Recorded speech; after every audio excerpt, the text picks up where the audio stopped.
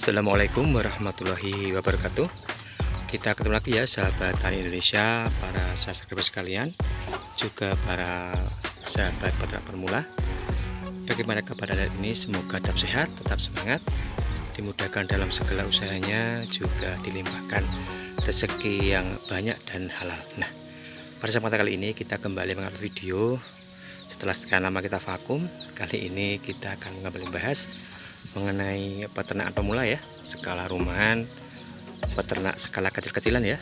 Nah, pada kesempatan kali ini kita akan mencoba membuat video akan mengupas mengenai berapa jumlah ternak yang bisa kita lakukan untuk mengawali sebuah farm atau sebuah peternakan kecil. Nah, dari bahasan ini nanti kita akan coba membahas satu persatu mengenai jumlah yang bisa kita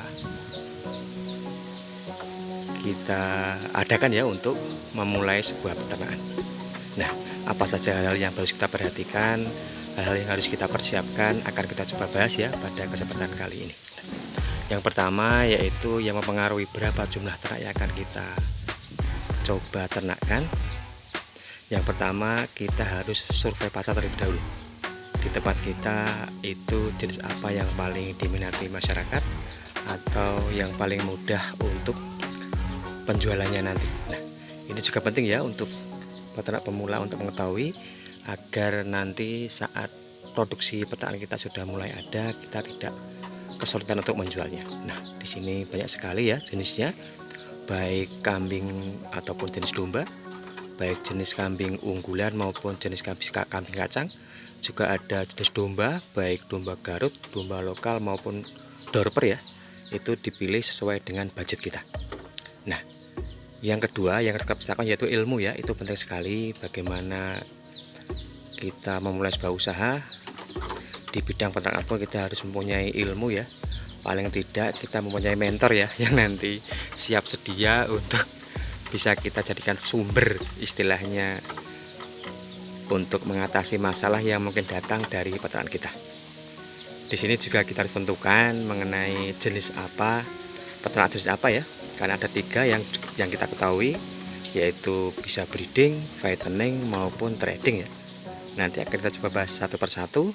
Nah, untuk selanjutnya yaitu berkaitan dengan modal. Nah, di sini juga kita tidak bisa ya istilahnya bagi pemodal besar ya, seumpama kita langsung banyak itu sangat beresiko. Jadi di sini sebaiknya dimulai dulu dari skala kecil untuk uji coba, juga untuk istilahnya kita mengetahui siklus ya, ataupun bagaimana cara merawat ternak yang bagus yang nantinya bisa membuat peternak kita berkembang dan sukses ke depannya.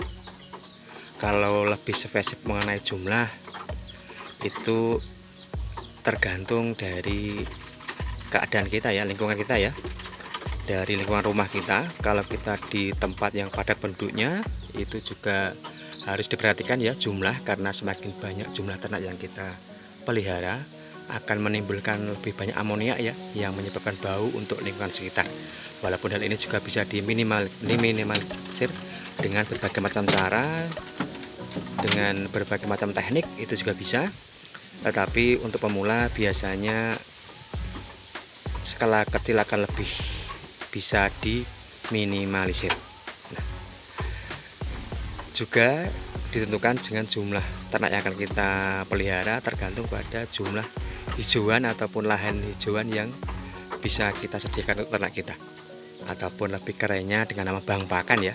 Nah, ini sangat perlu diperhatikan karena pakan merupakan kos tertinggi ya dari sebuah peternakan. Ini bisa menelan biaya 7% dari sebuah peternakan itu habis di pakan.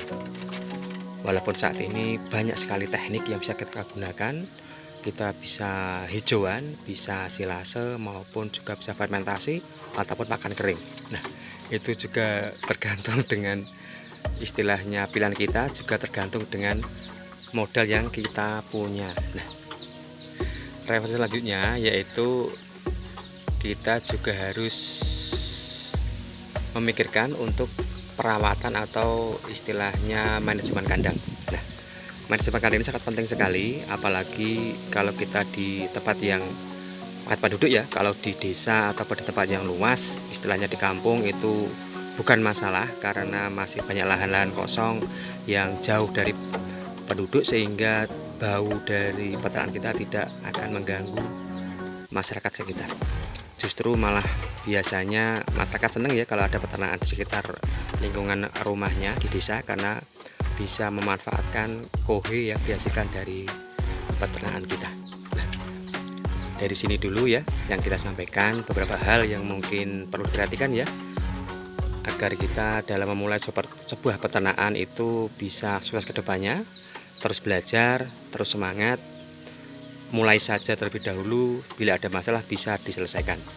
Ini dulu yang kita sampaikan. Mohon maaf bila banyak kata salah. Akhir kata, Assalamualaikum warahmatullahi wabarakatuh.